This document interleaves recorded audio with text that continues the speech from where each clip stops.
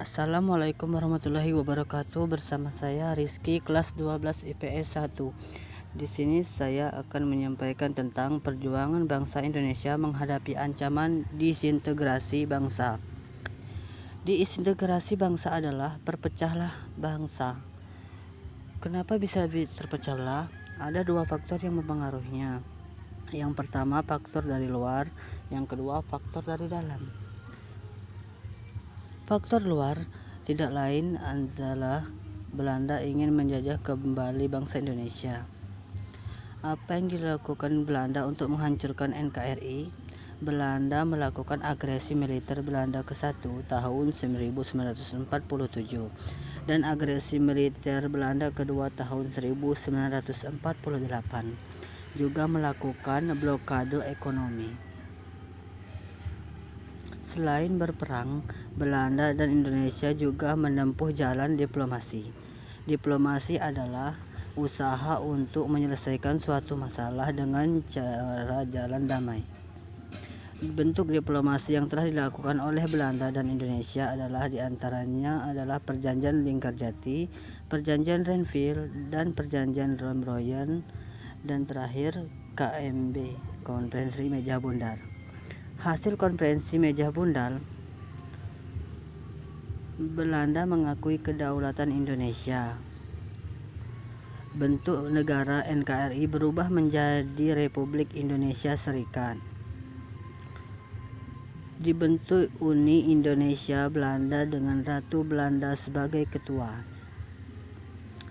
Penyelesaian konflik Irian Barat ditangguh 1 tahun setelah KMB.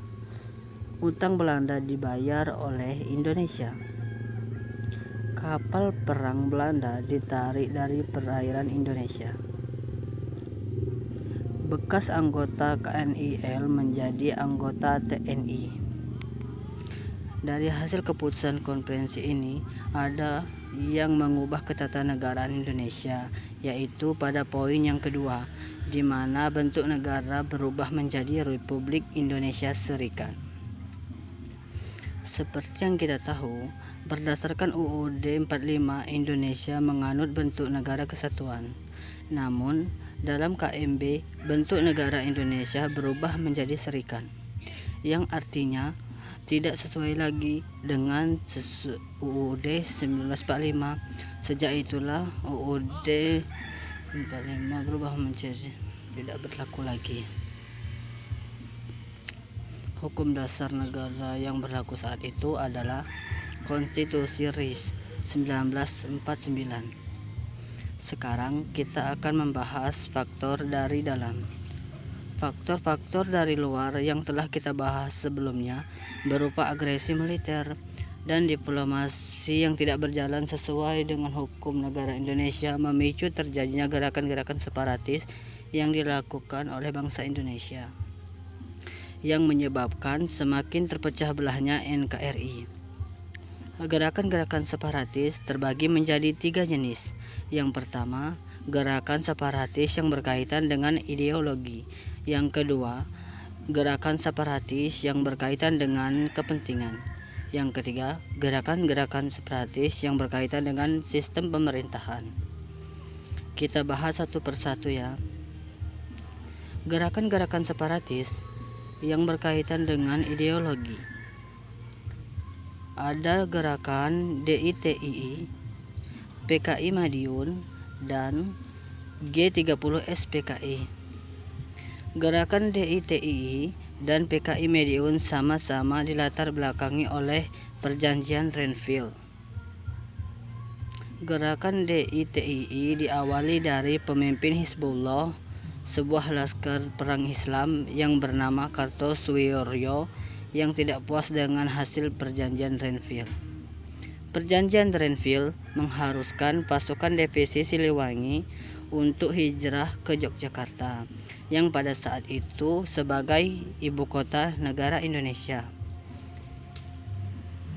Kartosuwiryo tidak setuju jika wilayah Jawa Barat dikosongkan. Ia bersama pasukannya tetap bertahan di Jawa Barat. Bahkan Ia bersama pasukannya menduduki tempat yang ditinggalkan oleh divisi Siliwangi dengan tujuan mendirikan negara yang berideologi Islam dan menjadikan pasukan Hizbullah sebagai tentara Islam Indonesia. Sedangkan pemberontakan PKI Madiun diawali dengan kegagalan Amir Syarifuddin sebagai Perdana Menteri yang menandatangani perjanjian Renville. Ia dan parlemen diturunkan dari jabatan sebagai Perdana Menteri. Amir Syarifuddin pun marah. Ia dendam lalu membentuk Front Demokrasi Rakyat atau FDR yang berhaluan komunis. Amir Syarifuddin bersama dengan musuh, seorang tokoh musuh, membentuk PKI dan melakukan pemberontakan terhadap pemerintah. Gerakan-gerakan separatis yang berkaitan dengan kepentingan. Ada gerakan APRA, RMS, dan Andi Aziz. Gerakan-gerakan separatis yang berkaitan dengan sistem pemerintah. Ada gerakan PRRI dan gerakan Permesta. Dua gerakan separatis ini sama-sama dilatar belakangi oleh ketidakpuasan penduduk daerah terhadap kebijakan pemerintah pusat.